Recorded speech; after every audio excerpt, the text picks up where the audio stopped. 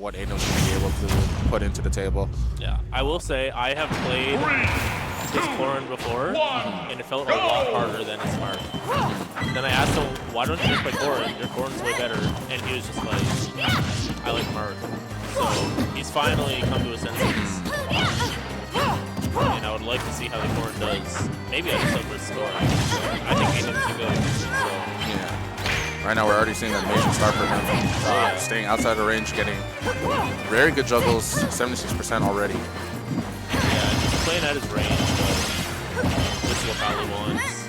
See what opening he can get. It's not very big. Right now throwing out these back airs, stuffing out Corrin here. Yeah, just gonna see a lot of spacing from both players. But I feel like Corrin's definitely more explosive, but Palu's just gonna have that mobility advantage. Yeah. I would say like the big difference between the two is that Corrin has a really good job of just like challenging when at disadvantage, whereas Palu not so much. Yeah. She kind of has the warp cancels to evade pressure, but she can't like attend it aggressively. Yeah. Whereas Corrin kind of just like Nira. Okay, using the back air is a bit too much to push herself back onto the stage. Palu doing a really good job of using invincibility to catch that. Yeah, you can't just sleep out there against someone who knows how to. But amazing falling up air, catching the jump. Yeah. Back to even a piece. And that's the thing, like all of like Corrin's landing options are really good at getting into like resetting and reversing. Palu not so much. Like usually she just gets that one hit and she either takes stage control or she can get like maybe like a dash tag or one other follow up and that's it. The problem also is like assuming Palu's not like has her back to you, she only has like multi-hits really to like strongly contest you. Yeah. So you see Aynym will get hit low and will just land with an aerial out of hit stun. Palu can't really do that. Yeah. Like a lot of her get off me strings are either like straight vertical or horizontal.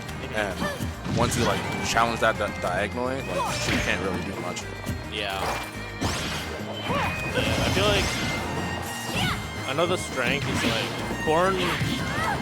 I feel like Corrin will just kill you for more decisions. Like, especially at ledge. You mess up at ledge versus Corrin, and you just sometimes die. Palu just kind of keeps resetting the situation. Yeah, exactly. Because with her, it's like, it's kind of like a ticking time bomb, because like, you can't hold on for ledge for too long because she can just pin you through it. And if the Corrin's good on reaction off your ledge get-ups, like, you don't really have ways to like land properly. You kind of have to hope she gets it wrong and you get back on stage properly. You can try to like challenge aggressively, but versus Corrin, like, they have such good shield frame data that like you'll take a small trade-off. Yeah, and it's been very on top of these frame traps. Getting a good like consistent like 40% every time he gets one of his openings, but which might not seem like too much, but when you're landing with like a -2 aerial, that's pretty good. Oh, SD. Yeah. Not too bad. High percent. You did tack tack like on 140. Yeah. You tacked on 60%. Yeah, but that's very good for Nira.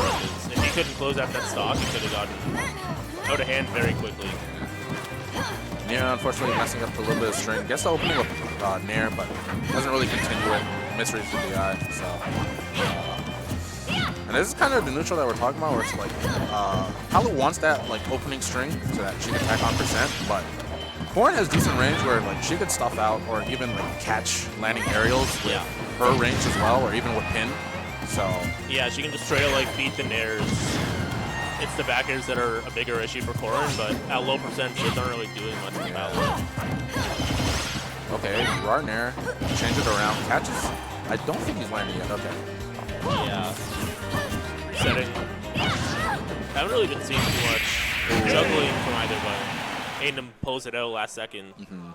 He's been really good job of just like challenging at the right height, and even if he doesn't get the hit, like he's still at a safe enough point where he gets like the frame chat or reset to neutral. Yeah. So he's never in disadvantage. So he's not overextending. it's kind of like showing like his Marth-esque play, just because like Marth is kind of the same thing. It's like even though there's no sour spot with Corrin, because of the tipper factor, it's like you're showing that like you have like the spacing to just like barely catch, and even if you're not hitting it, like you're still at that safe zone where it's like you're not going to be sacrificing like any positioning, any advantage. So I'm doing a really good job with that. Game 2, I think if flat stages aren't banned, we're probably going to be seeing something like maybe Hall of Bastion, Battlefield. Yeah. I feel like both characters really like this stage. It's kind of good for both people. I want to say Corrin might actually have the better end of this, just because like juggle game is a little bit better. In terms of just like recovery and positioning, Palu has a little bit more to offer in this scenario. Yeah, Palu also isn't really going to get edge guarded in this matchup, so a bigger blast zone is almost like strictly benefit Palu. Yeah. Whereas at least like Palu can go out there and defend Corrin. So right now we're seeing a little bit more aggression from Nira. Also more Nira. bold plays as well. We did see Nira get the catch with the up smash on Aynym. So yeah, I feel like he just looks a lot more comfortable with the pacing. Last game it looked like he kind of just caught on too quick and also didn't really get much off his openings. And we're seeing the platform already coming to play with helping Nira a little bit. Doesn't get the warp cancel, but just having the mix-up factor of either choosing to go to the ledge or going to the platform is really helpful. Unfortunately, that one was a little bit too preemptive. Gonna put himself in a very disadvantageous position. Aynym gonna catch that with up I feel like it was a good attempt at mixing up the recovery, but Aynym just had his go. Yeah.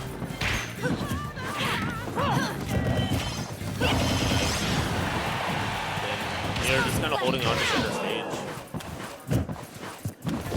I feel like at this point as Palu, like you kind of just have to be patient for your kill. You can't lose it, or else you're just gonna get like buried. You kind of just have to wait for that.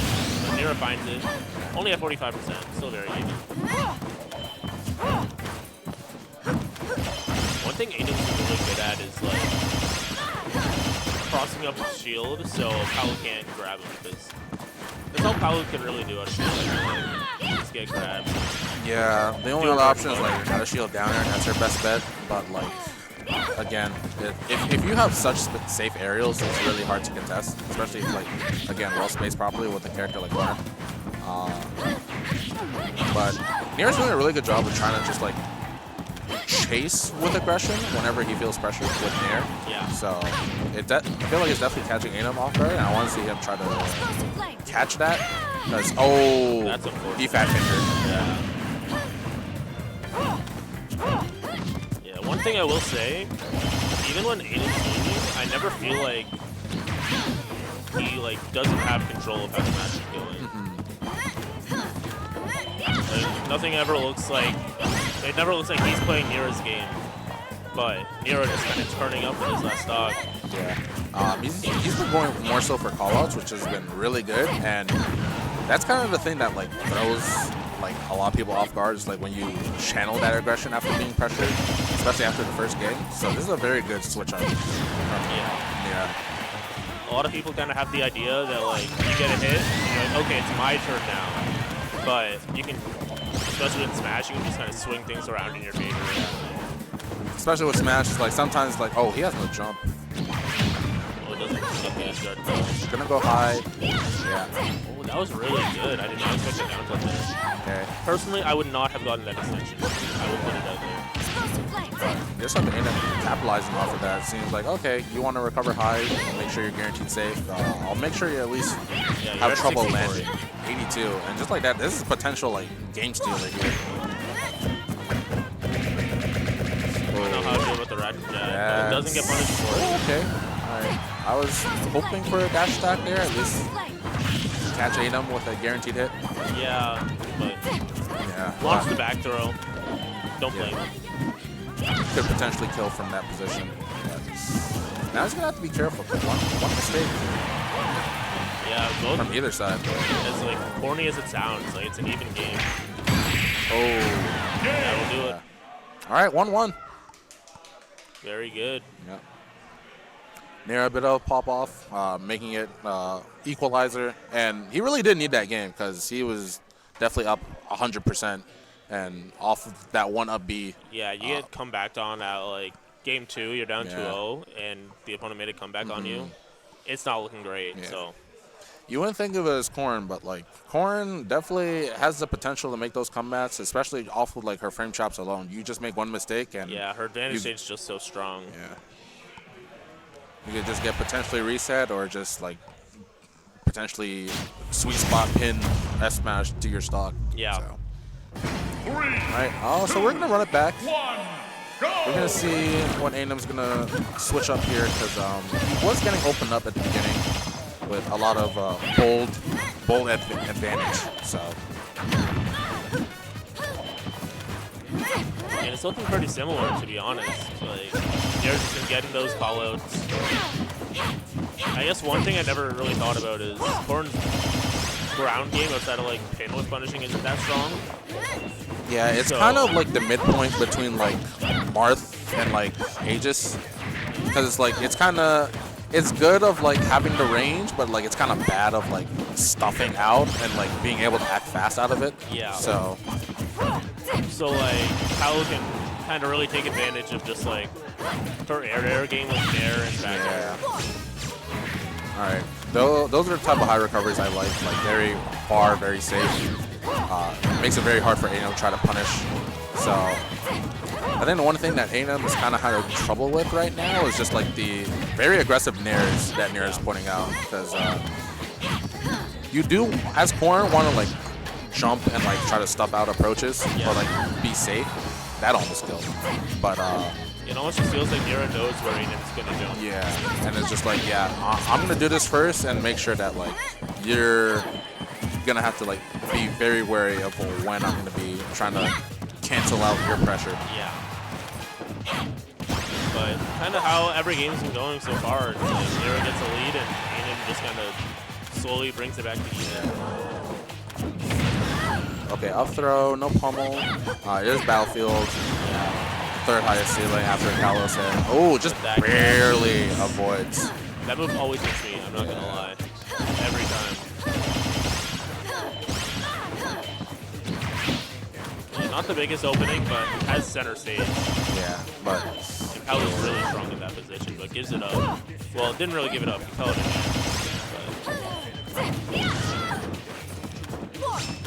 Yeah, I kind of want to see that, like, I want to see him be stationary, and, like, if he sees that Nira's going to be aggressive with the nairs, I'm pretty sure you can't challenge it with a pin if you wall space yourself. Yeah, you can most definitely punish it. Alright. The rage with the up throw is going to help, especially at 150. 86, definitely a lot of bonus hits with Nira, able to put him onto 86. Now, question is, will he secure the stock is the question. Good weight on Aynim's part. Yeah, very good. I feel like Nira's been going high more often than not. Same goes for Aynim too, as he's definitely been getting cat with his backer as well. So, I definitely think he wants to tone it down a bit, play the waiting game a bit more, because Nira is being ruthless with this nair pressure, and it's showing. Yeah. Going for a jump call up, but doesn't quite get it. And yeah, there's one thing I feel like I've noticed is like Nira kind of keeps giving up center stage a lot. Like Aynim will just kind of jump off the edge and Nira never really covers it, and then Aynim just kind of floats to center. Yeah. Okay, sees the warp. Runs goes up for some stairs punish. out of shield. Yeah.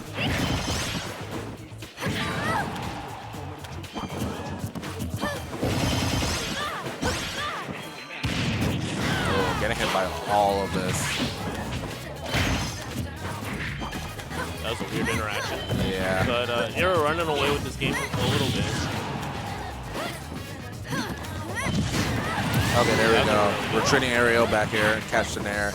I definitely think he's gonna have to do more of those if he wants to stay in this game, because I think Nira knows that like he wants a falling aerial to try to catch, and Nira's just waiting respectively. Yeah. Okay, good catch on the air dodge. Tech chase.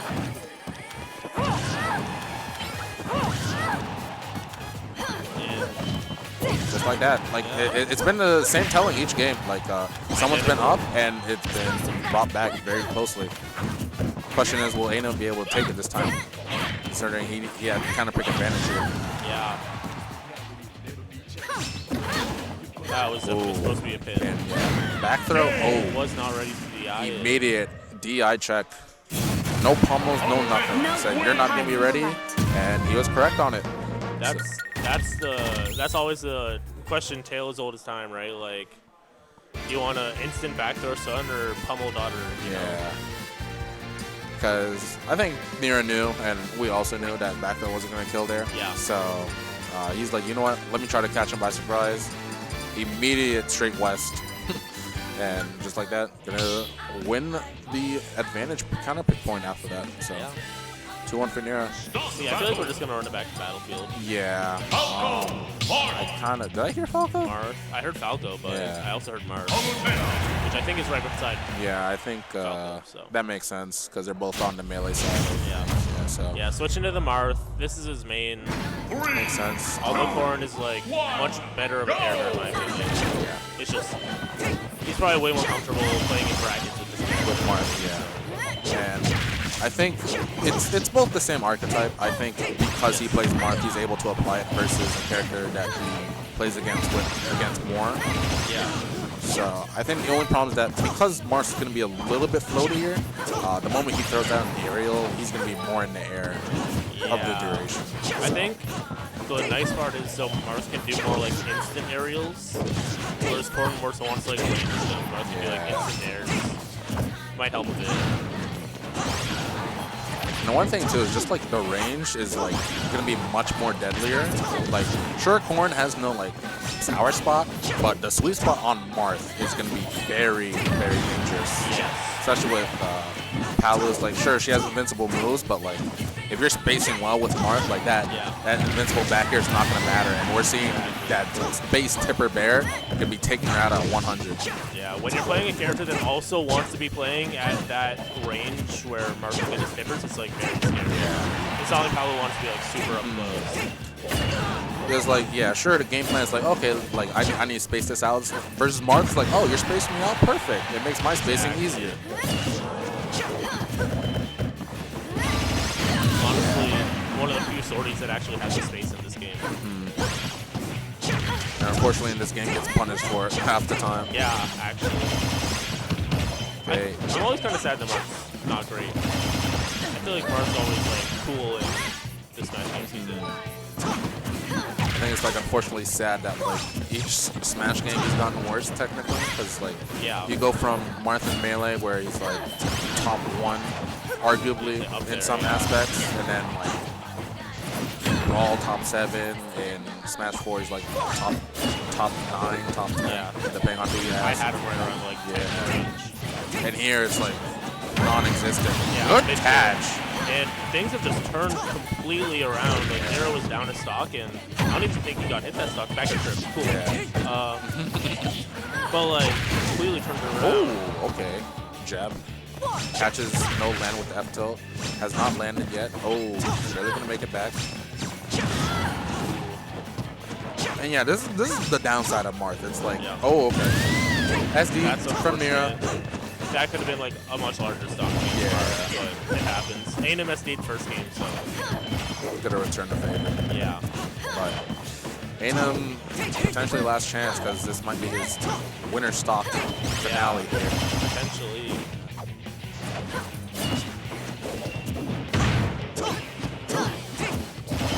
And I guess that's also the problem. It's like you have these like truth combo throws, but like if you're slightly off, it doesn't connect. Whereas with Corrin, it's like once you get it, it's like sure it's like it's a reset or 50-50, but like once you get that option, your bread and butter is good from there. So right now it's still doable, but he's gonna need like a dancing blade kill. Oh, you see him looking for it. Yeah. Because at ledge it can't kill. Yeah, he's looking for it. Nira's jumping now just to avoid that scenario. So I like Aynym is playing way less like he's not throwing out nearly as many hitboxes. It's still fine. The problem is he keeps jumping from ledge. Like, Yeah. Nira is just catching those every time. And it's just like, I feel like Aynim's going to kill him like within the next 10%, or it's just going to be way too hard to put him. So. He needs that. Yeah. I was gonna say he needs like a down tilt tech chase scenario or something else, but Too Too bad for you. wasn't able to get any of that. So. Nira closing it.